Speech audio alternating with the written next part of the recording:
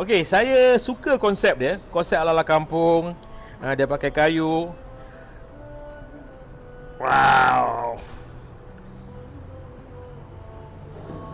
Bismillahirrahmanirrahim.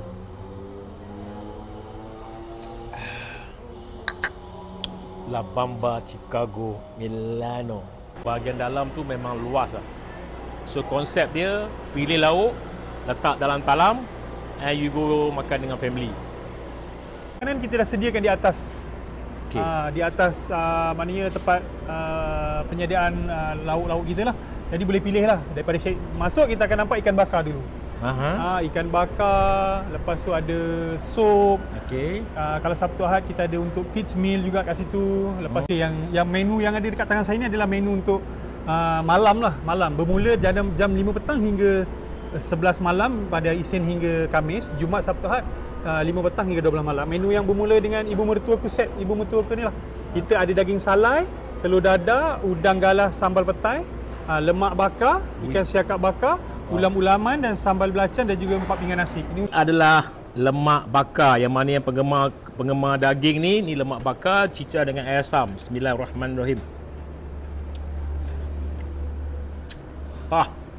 La Bamba Chicago Milano. Okey. Tadi kita tunjuk daging salai. Ni dia daging dia. Dia potong nipis-nipis. Dan let me taste dengan daging dulu. Bismillahirrahmanirrahim.